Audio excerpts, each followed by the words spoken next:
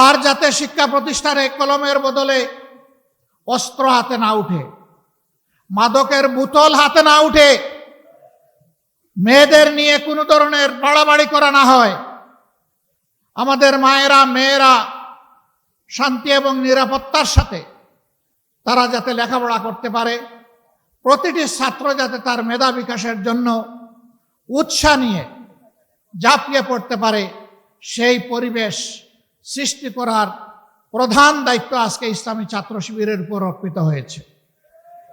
আর ছাত্র শিবিরের জন্ম হয়েছে এই জন্যে যে এরা জাতিকে চরিত্রবান, দেশপ্রেমিক, মেধাবী, আগামী দিনের নাগরিক এবং কারিগর তৈরি করে জাতিকে উপহার দেবে। আগামী দিনের দায়িত্ব নেওয়ার জন্য এই ছাত্র সমাজকে আজকে প্রস্তুতি নিতে হবে। আমরা জীবনের একটা পর্যায়ে চলে এসেছি, আমরা যা পেরেছি লড়াই করেছি, বাকি লড়াইয়ের এই রুমাল, এই রিলে রেসের শেষ ডেস্টিনেশন পর্যন্ত শক্ত করে হাতে ধরে সামনের দিকে তোমাকে দৌড়াতে হবে। তুমি সেই ছাত্র শিবির। আজ ছাত্র শিবিরের কাছ থেকে মানুষ যদি হতাশ হয়, যাওয়ার বিকল্প কোনো ঠিকানা এখনো তৈরি হয় নাই। এটি ছাত্রীদের আস্থার ঠিকানায় পরিণত হয়েছে আল্লাহর অশেষ মেহেরবানিতে। এই সম্মান, এই দায়িত্ব উপলব্ধি করে ছাত্র শিবিরের প্রতিটি কর্মী সমর্থককে নিজেদেরকে গড়তে হবে এবং তার সহপাঠীদেরকে গড়ার জন্য দায়িত্ব নিতে হবে। আমরা দেখতে চাই আর কোনো শিক্ষা প্রতিষ্ঠানকে, কোনো শিক্ষককে অপদস্থ করা হবে না, বরঞ্চ ছাত্র এবং শিক্ষকের সম্পর্ক হবে পিতা পুত্রের সম্পর্কের মতো। আমরা সেই পরিবেশটাই দেখতে চাই। অতীত দিনগুলোতে অনেক বেদনাদায়ক দৃশ্য আমরা দেখেছি। এই কাজ যারা করেছেন তারা নিন্দিত হয়েছেন। আবার এই কাজের পুনরুত্থান বাংলাদেশের ছাত্র সমাজ বরদাস্ত করবে না। প্রিয় শিবির, তোমাদের কাঁধে অসংখ্য শহীদের লাশ, আর তোমাদের কাঁধে 18 কোটি মানুষের প্রত্যাশার বোঝা। আল্লাহ তাআলা এই বোঝা তোমাদের জন্য হালকা করে দিন। এই বোঝা বহন করার শক্তি তোমাদেরকে দান করুন। তোমাদের এই বিজয় শিক্ষা প্রতিষ্ঠানগুলোতে ইঙ্গিত দিচ্ছে আগামী দিনে ইনসাফের বিজয় হবে বাংলাদেশে ইনশাআল্লাহ। ছাত্র সমাজ তোমাদেরকে ভোট দিয়েছে, তোমাদেরকে ইনসাফের প্রতীক হিসাবে তারা দেখতে চায়, অন্য কোনো কারণ নেই। আজ বাংলাদেশে ইনসাফের বড় অভাব, আর সেই ইনসাফের ভিত্তি হচ্ছে আল্লাহর কোরআন। নবী মুহাম্মদুর রাসূলুল্লাহ সাল্লাল্লাহু আলাইহি সাল্লামের সুন্নাহ। কোরআন সুন্নাহকে বাদ দিয়ে দুনিয়ায় কোথাও ইনসাফ কোনো কালে কায়েম হয়নি, হওয়ার কোনো সম্ভাবনা নেই। এই ব্যাপারে আমরা খুবই ডেসপারেট। আল্লাহ তাআলার দেওয়া বিধান অনুযায়ী মানুষের জীবনে শৃঙ্খলা সমৃদ্ধি আমরা ফিরিয়ে আনতে প্রতিশ্রুতিবদ্ধ। আমরা একটি দুর্নীতিমুক্ত, বৈষম্যমুক্ত, ইনসাফ ভিত্তিক মানবিক বাংলাদেশ গড়তে চাই। এমন একটি শিক্ষা ব্যবস্থা তোমাদের জন্য আয়োজন করতে চাই, যেই শিক্ষা ব্যবস্থা তোমাদেরকে মানুষের মতো মানুষ হতে সাহায্য করবে, যেই শিক্ষা ব্যবস্থা তোমাদেরকে শিক্ষার চরম উৎকর্ষে পৌঁছে দেবে এবং এই শিক্ষা নিয়ে, উন্নত চরিত্র নিয়ে, দক্ষ কারিগর হয়ে তোমরা সমাজ গঠনে আত্মনিয়োগ করবে। আর একজন যুবক যুবতীও বেকার থাকবে না। অনেকে সংখ্যা গুণে বলছেন আমরা এত কোটি এত লক্ষ যুবককে কর্মসংস্থান দিব, বাকিদের কি হবে? বলছেন বাকিদেরকে ভাতা দেবেন। আমরা আমাদের যুবকরা কারো কাছ থেকে বেকার ভাতা গ্রহণ করুক তা দেখতেও চাই না, শুনতেও চাই না। প্রতিটি যুবকের হাতকে দেশ গড়ার কারিগরের হাতে পরিণত করতে চাই। প্রত্যেকটি হাতে কাজ তুলে দিতে চাই। বেকার ভাতা নয়, বেকার ভাতার পরিবর্তে এরাই দেশে সকল ক্ষেত্রে বিপ্লব সাধন করবে, সেই বিপ্লবের বাণী তাদের মুখে পৌঁছে দিতে চাই, শক্তি তাদের বুকে তুলে দিতে চাই, আর তাদের হাতে কাজ তুলে দিতে চাই। সম্মানিত বন্ধুগণ, তোমরা তৈরি হও, ইনশাআল্লাহ তোমরা পারবা। আমরা তোমাদের সাথে আছি। আমি বরাবর বলি, চুল দাড়ি সাদা দেখে ভুল বুঝবা না, তোমাদের চাইতে আমরা কম যুবক না। আমার সাথে তোমাদের অনেক সহকর্মী কাজ করতে গিয়ে মাঝে মাঝে তাদের বিশ্রাম নেওয়া লাগে। আমি বলি, ছোট্ট এই জীবনে বিশ্রাম নেওয়ার অবকাশ কোথায়? বিশ্রাম আল্লাহ তাআলা আমাদের কিসমতে কপালে রাখলে ইনশাআল্লাহ পরম প্রশান্তিতে নেব। কিন্তু এটি এই দুনিয়া নয়, এই দুনিয়া বুকের নয়, এই দুনিয়া ত্যাগের ইনশাআল্লাহ। বাংলাদেশ জামাতে ইসলামী, ইসলামী সংগঠন সমূহ এবং দেশপ্রেমিক অন্যান্য সংগঠনকে সাথে নিয়ে সেই ইনসাফের ত্যাগের বাংলাদেশ করতে চায়। যারাই আমাদের সাথে আসবেন তাদের প্রতি আমাদের বার্তা স্পষ্ট। নাম্বার 1, আপনি দুর্নীতি করতে পারবেন না, আর কোনো দুর্নীতিবাজকে আপনি প্রশ্রয় দেবেন না। নাম্বার 2, সমাজের সকল ক্ষেত্রে সকলের জন্য সমান বিচার নিশ্চিত করা হবে। কোনো রাজনীতিবিদ বিচারের দিকে তাকাতে পারবেন না, হস্তক্ষেপ করতে পারবেন না।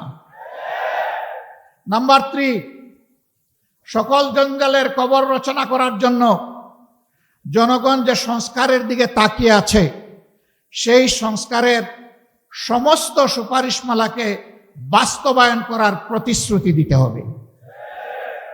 এই 3 প্রতিশ্রুতিতে যারা একমত হবেন, মোস্ট ওয়েলকাম, আসেন, আমরা সবাই মিলে দেশ গড়ব ইনশাআল্লাহ। সব ধর্ম, সব দল, সব জাতি মিলে ঐক্যবদ্ধ বাংলাদেশ নিয়ে আমরা সামনে এগিয়ে যাব। সেই ঐক্যবদ্ধ বাংলাদেশ ইনশাআল্লাহ শুধু বাংলাদেশকে রাস্তা দেখাবে না, ইনশাআল্লাহ সেই বাংলাদেশ দুনিয়ার বহু দেশকে রাস্তা দেখাবে ইনশাআল্লাহ।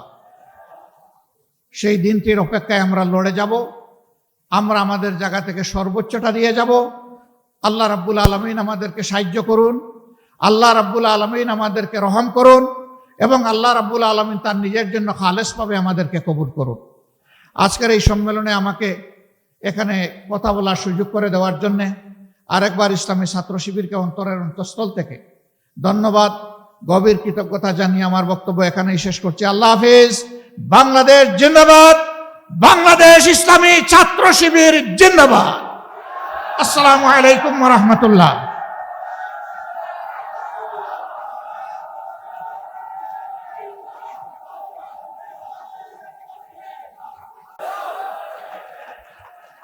আসসালামু আলাইকুম ওয়া রাহমাতুল্লাহ। আলহামদুলিল্লাহি রাব্বিল আলামিন, ওয়াসসালাতু ওয়াসসালামু আলা রাসূলিহিল কারীম ওয়া আলা আলিহি ওয়া সাহবিহি ওয়া আহলি বাইতি আজমাইন।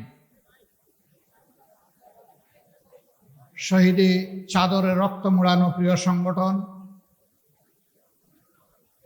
বাংলাদেশ ইসলামী ছাত্র শিবিরের 2025 সালের কেন্দ্রীয় সদস্য সম্মেলনের সম্মানিত সভাপতি, আমাদের কলিজার টুকরা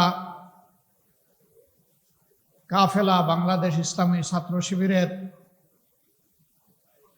কেন্দ্রীয় সভাপতি স্নেহভাজন ভাই জাহিদুল ইসলাম, ইসলামী ছাত্র শিবিরের সাবেক কেন্দ্রীয় সভাপতিবৃন্দ, সম্মানিত অতিথিবৃন্দ,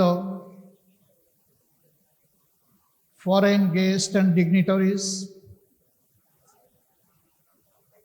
সদস্য সম্মেলনের প্রাণ, প্রিয় সদস্য ভাইয়েরা এবং সাংবাদিক বন্ধুগণ, আজকে জুমার দিন, আমরা বেশি কথা এখানে বলবো না এবং বলার তেমন প্রয়োজনও নেই, কারণ আজকের এই অডিয়েন্স অত্যন্ত সজাগ, সচেতন এবং বুদ্ধিদীপ্ত।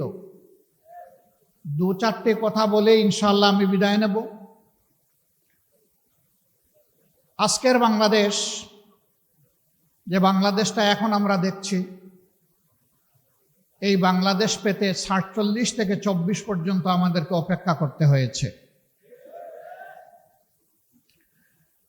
বাংলাদেশকে এই পর্যায়ে আসতে ঢাকা বিশ্ববিদ্যালয়ের মেধাবী ছাত্রনেতা শহীদ আব্দুল মালিক থেকে শুরু করে সর্বশেষ বিপ্লবী শরীফ উসমান হাদি পর্যন্ত অনেককে জীবন দিতে হয়েছে। যুগে যুগে দেশের জন্য, দিনের জন্য লড়াই করে যারা জীবন দিয়েছেন, দেশে কিংবা প্রবাসে যেখানেই হোক, মহান রবের দরবারে দোয়া করি আল্লাহ তাদেরকে মর্যাদাবান শহীদ হিসাবে কবুল করুন। আমরা তাদের জীবন এবং রক্তের কাছে ঋণী।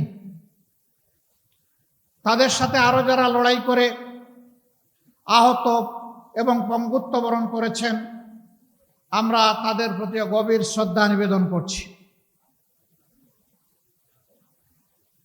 সুপ্রিয় ছাত্র সমাজ, বাংলাদেশ ইসলামী ছাত্র শিবির আজ শুধু একটি সাধারণ ছাত্র সংগঠন নয়, কার্যত ২৪-এর বিপ্লব পরবর্তী এই সময়ে বাংলাদেশের আপামর ছাত্র সমাজ তাদের অন্তরের ভালোবাসা দিয়ে এই সংগঠনকে গ্রহণ করার মধ্য দিয়ে এই ম্যান্ডেট দিয়েছে আজ ছাত্র শিবিরকে ছাত্র সমাজের অভিভাবকের দায়িত্ব পালন করতে হবে। আমাদের প্রতিটি শিক্ষা প্রতিষ্ঠানকে চরিত্র গঠন, নৈতিক শিক্ষা, আধুনিক শিক্ষা এবং গবেষণার পূর্বর ক্ষেত্রে পরিণত করতে হবে। দুঃখের বিষয়, ৫৪ বছর ছাত্রদের হাত থেকে কলম কেড়ে নেওয়া হয়েছিল।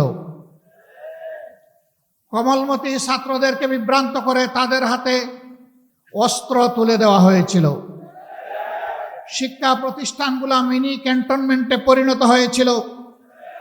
আমাদের মেয়েদের ইজ্জতের কোনো গ্যারান্টি ছিল না, ছাত্রদের জীবনের কোনো গ্যারান্টি ছিল না, তাদের ক্যারিয়ারের কোনো গ্যারান্টি ছিল না। তাদেরকে এই সমস্ত শিক্ষা প্রতিষ্ঠানে পাঠিয়ে মা বাবা সবসময় উদ্বেগ উৎকণ্ঠায় থাকতেন। সেই কালো অধ্যায় আজকে বিদায় নিতে শুরু করেছে, কিন্তু কালো ছায়া এখনো জাতির উপর থেকে যায়নি। এই কালো ছায়াকে খতম করা পর্যন্ত আমাদের লড়াই, ছাত্র শিবিরের লড়াই অব্যাহত রাখতে হবে।